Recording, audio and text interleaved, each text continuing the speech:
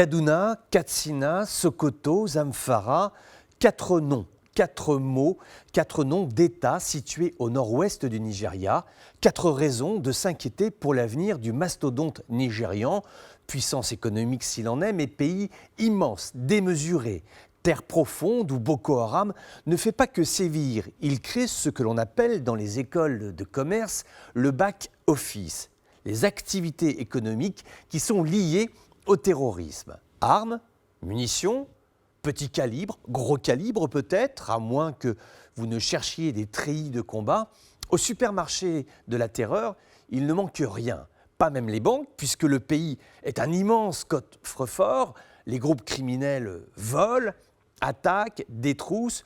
Le plus rentable, ce sont les enlèvements, car les gens se cotisent pour obtenir la libération de ceux qu'ils aiment.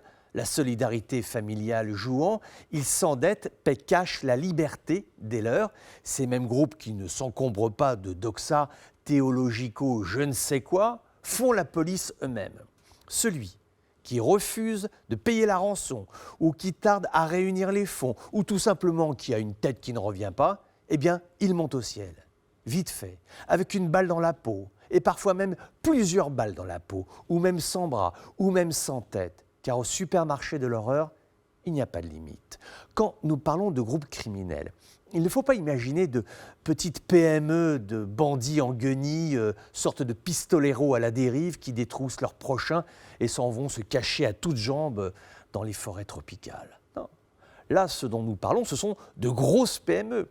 Cet été, il y a eu une attaque menée contre la communauté de Kadisso, toujours dans la même région, on est au nord-ouest du pays.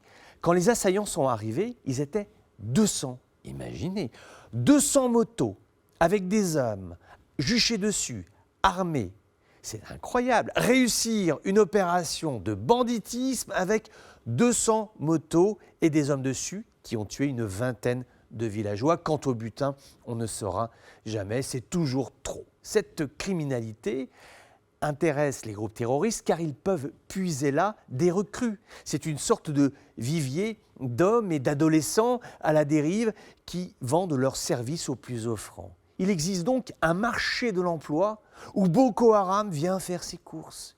Il choisit, il recrute, il envoie à la mort des Nigérians qui ont perdu tous leurs repères là-bas, sur cette terre riche du Katsina, de Zamfara, qui a été longtemps le grenier à céréales du Nigeria. Et puis il y a ces mines d'or que tout le monde convoite bien évidemment.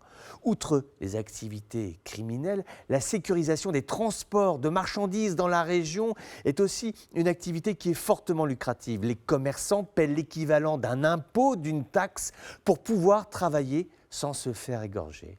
En fait, on se rend compte que la misère est un environnement lucratif pour les organisations criminelles.